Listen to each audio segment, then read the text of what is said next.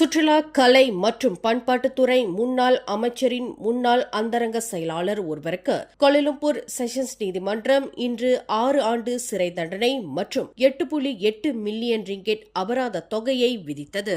7 ஆண்டுகளுக்கு முன்பு விளம்பர சேவைக்கான குத்தகையை வழங்குவதற்கு லஞ்சம் பெற்ற குற்றத்திற்காக 34 வயது முகமது சைஃபுல்லா முகமது மிங்குவிற்கு நீதிபதி சுசானா உசேன் சிறை தண்டனையையும் அபராதத்தையும் விதித்தார். இந்த தண்டனை அவரை வருந்த செய்யும் என்பதுடன் எதிர்காலத்தில் திருந்தி வாழ்வதற்கான வழியை ஏற்படுத்தும் என்று நீதிபதி சுசானா உசேன் தமது தீர்ப்பில் தெரிவித்ததுடன் தண்டனை இன்று முதல் அமலுக்கு வருவதாக உத்தரவிட்டார். முகமது சைஃபுல்லா கடந்த 2020ஆம் ஆண்டு மலேசியாவிற்கு வருகை தரும் ஆண்டை முன்னிட்டு இன்டர் பேஃப் நெட்வொர்க் சென்டரியான் பர்ஹாட் என்ற விளம்பர நிறுவனத்தின் உரிமையாளர் ரொனால்ட் சேத்தோ கோங்செங் என்பவரிடமிருந்து 17,65,000 ரிங்கெட் லஞ்சம் பெற்றதாக குற்றச்சாட்டில் தெரிவிக்கப்பட்டது.